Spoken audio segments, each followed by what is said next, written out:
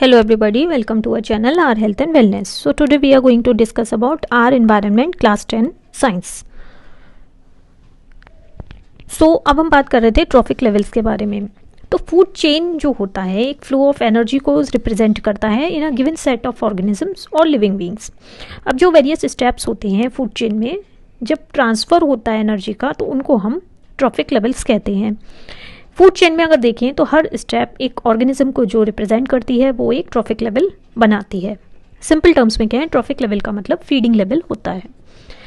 अब हम देखते हैं कि प्लांट्स प्रोड्यूसर्स होते हैं या ऑटोट्रॉफ्स होते हैं और ये फर्स्ट ट्रॉफिक लेवल को कॉन्स्टिट्यूट करते हैं. ये सन की एनर्जी को फिक्स करते हैं और कंज्यूमर्स के लिए अवेलेबल करते हैं, कंज्यूमर्स या फिर हीटेरोट्रॉफ्स. नेक्स्ट आते हैं आपके हर्बीवोर्स. हर्बीवोर्स प्लांट्स पर फीड करते हैं और ये सेकंड ट्रॉफिक लेवल को कॉन्स्टिट्यूट करते हैं. नेक्स्ट आता है कार्निवोर्स जो हर्बीवोर्स पर फीड करते हैं और थर्ड ट्रॉफिक लेवल बनाते हैं. नेक्स्ट आते हैं लार्ज कार्निवोर्स या फिर टॉप कार्निवोर्स जो छोटे कार्निवोर्स के ऊपर फीड करते हैं और फोर्थ ट्रॉफिक लेवल बनाते हैं. हर्बीवोर्स को हम प्राइमरी कंज्यूमर्स भी कहते हैं, स्मॉल कार्निवोर्स को हम सेकेंडरी कंज्यूमर्स भी कहते हैं, जबकि टॉप कार्निवोर्स या फिर लार्ज कार्निवोर्स को हम टर्शरी कंज्यूमर्स भी कहते हैं. सेकेंडरी कंज्यूमर्स और टर्शरी कंज्यूमर्स में ज़्यादा डिफरेंस नहीं होता, बस इतना ही डिफरेंस होता है कि सेकेंडरी कंज्यूमर स्मॉल कार्निवोर्स होते हैं, हालांकि हम स्मॉल वर्ड नहीं मेंशन करते, जबकि टर्शरी कंज्यूमर्स लार्ज कार्निवोर्स होते हैं जिनको हम टॉप कार्निवोर्स भी कहते हैं. अगर हम फूड चेन की बात करें जो कि बहुत ही सिंपल लेवल पे, तो ग्रास जो होती है उसको डियर खा लेता है और डियर को लॉइन खा लेता है. तो इसमें 3 ट्रॉफिक लेवल्स हो गए. ग्रास प्रोड्यूसर है वो फर्स्ट ट्रॉफिक लेवल को रिप्रेजेंट करती है, जबकि डियर हर्बीवोर है सेकंड ट्रॉफिक लेवल को रिप्रेजेंट करता है, और जो लॉइन है बीइंग कार्निवोर वो थर्ड ट्रॉफिक लेवल को रिप्रेजेंट करता है. इसी तरह की एक दूसरी फूड चेन हो सकती है, जैसे ग्रास को इंसेक्ट खा सकती है, इंसेक्ट को फ्रॉग खा सकता है और फ्रॉग को बर्ड खा सकती है. तो इस तरह की फूड चेन में ग्रास फर्स्ट ट्रॉफिक लेवल को रिप्रेजेंट करती है, इंसेक्ट सेकंड ट्रॉफिक लेवल को रिप्रेजेंट करती हैं, फ्रॉग थर्ड ट्रॉफिक लेवल को रिप्रेजेंट करती हैं, जबकि बर्ड्स फोर्थ ट्रॉफिक लेवल को रिप्रेजेंट करती हैं. जब मैन प्लांट्स को ईट करता है या प्लांट के प्रोडक्ट्स को ईट करता है तो फूड चेन में सिर्फ प्रोड्यूसर और कंज्यूमर भी होते हैं, जिसमें प्लांट प्रोड्यूसर होता है और मैन कंज्यूमर होता है. तो इस तरह की फूड चेन में सिर्फ 2 ट्रॉफिक लेवल्स ही होते हैं. प्लांट आपका फर्स्ट ट्रॉफिक लेवल को कॉन्स्टिट्यूट करता है, जबकि मैन सेकेंड ट्रॉफिक लेवल को कॉन्स्टिट्यूट करता है.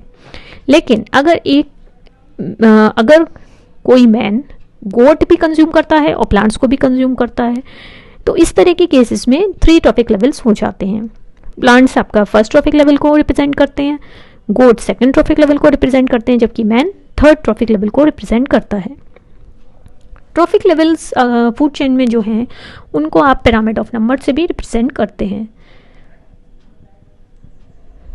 तो बेस ऑफ द पिरामिड जो होता है वो प्रोड्यूसर्स बनाते हैं, जबकि टॉप पिरामिड का बनाते हैं टॉप कार्निवोर्स. तो एक इकोसिस्टम में कई तरह के पिरामिड्स ऑफ ऑर्गेनिजम्स हो सकते हैं, जिसमें प्लांट्स बेस पर होते हैं हमेशा, लेकिन टॉप पर ऑर्गेनिज्म कोई भी हो सकता है. इसी तरह से हम देखेंगे कि ऑर्गेनिजम्स लोअर ट्रॉफिक लेवल्स पर ज़्यादा होते हैं और अपर ट्रॉफिक लेवल्स पर वो कम होते चले जाते हैं. सबसे पहले हम देखेंगे प्रोड्यूसर लेवल पे. प्रोड्यूसर लेवल पे हमेशा ही ऑर्गेनिजम्स ज़्यादा होते हैं. तो जैसे हम higher and higher trophic levels पर जाते हैं तो नंबर ऑफ ऑर्गेनिजम्स हर ट्रॉफिक लेवल पर कम होते चले जाते हैं.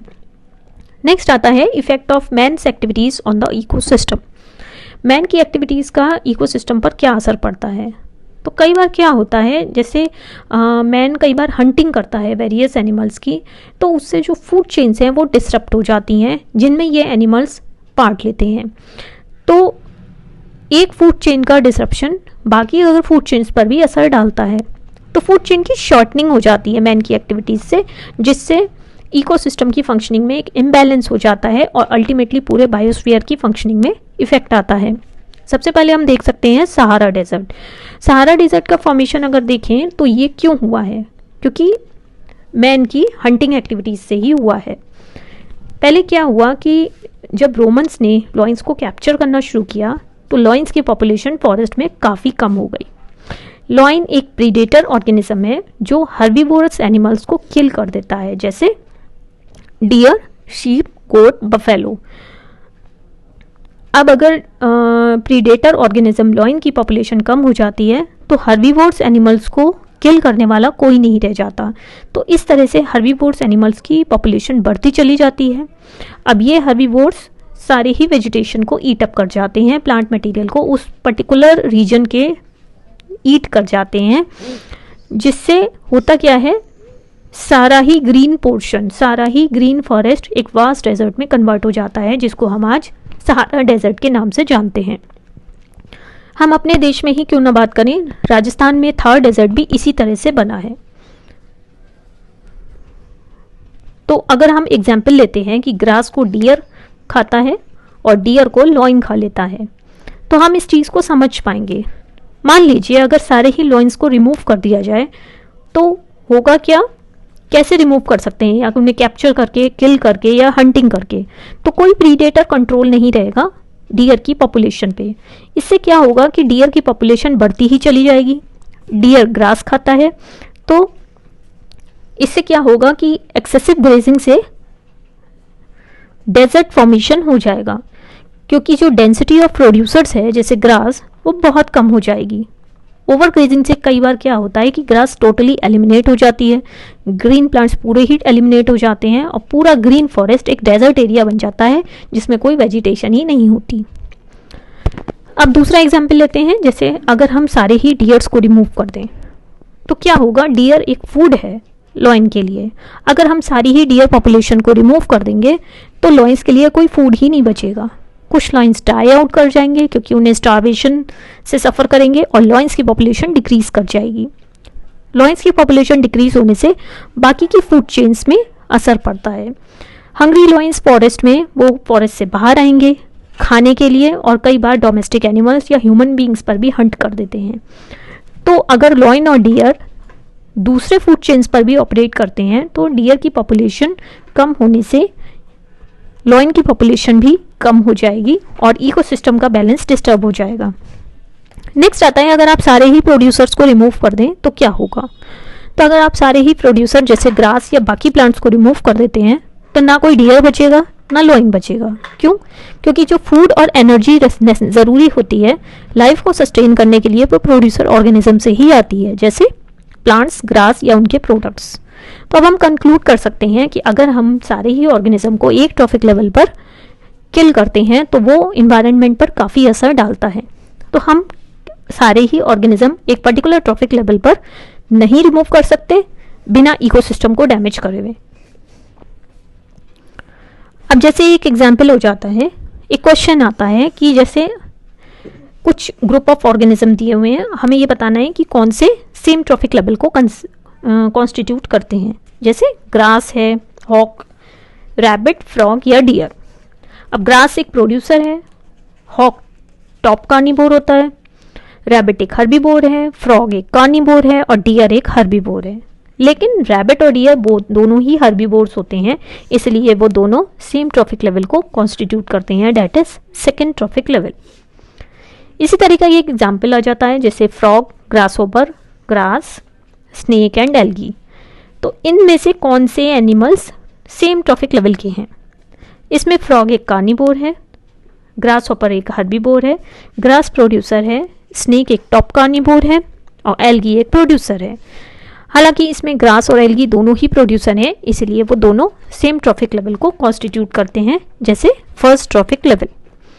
नेक्स्ट टॉपिक आ जाता है, sun provides energy for maintaining all the life on earth. Obviously जितने भी एनिमल्स हैं, ऑर्गेनिजम्स हैं, चाहे वो प्लांट्स हो या एनिमल्स हो, सन पर डिपेंड करते हैं for their constant need of energy.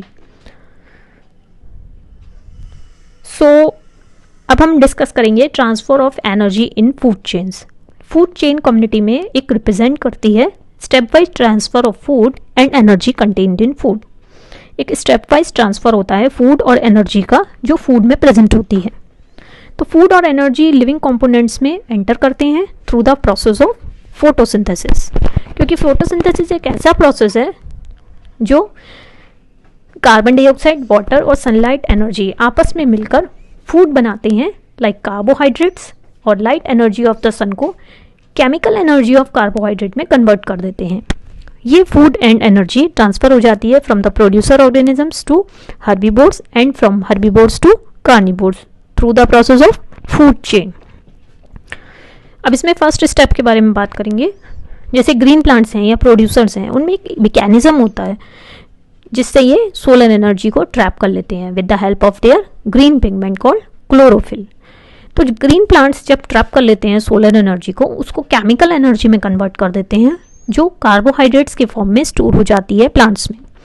तो जो इनिशियल पॉइंट होता है जहाँ पर एनर्जी इन्वायरमेंट से लिविंग कंपोनेंट्स में एंटर करती है, ये होता है preparation of food by the green plants through the process of photosynthesis. अगर एक एवरेज की बात लें तो लगभग 1% ऑफ सन एनर्जी जो लीव्स पर फॉल करती है वो प्लांट्स यूज करते हैं in the process of photosynthesis और उसको स्टोर कर लेते हैं as chemical energy of food.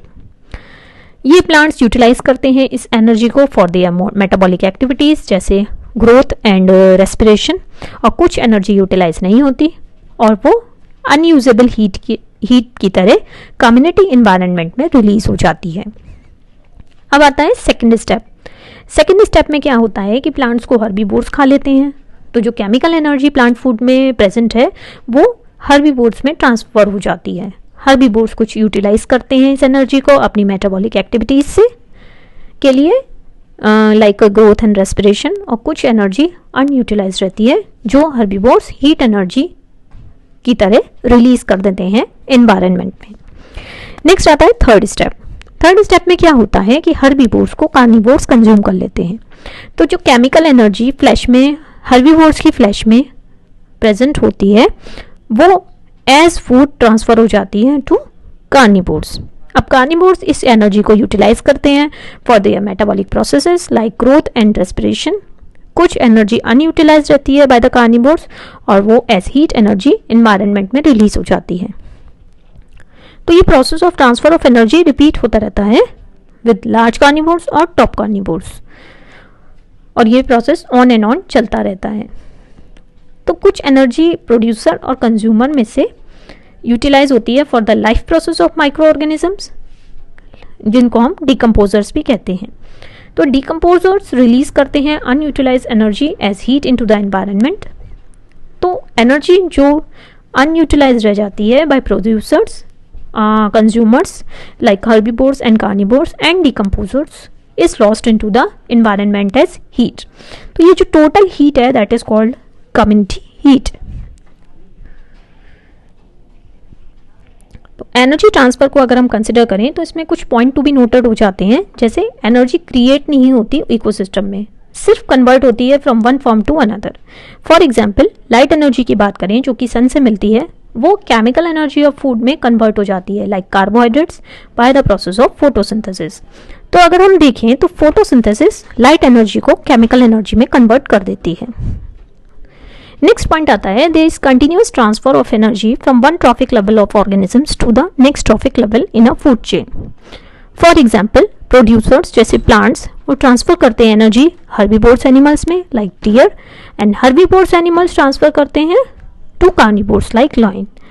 तो एक continuous transfer of energy food chain में रहता है।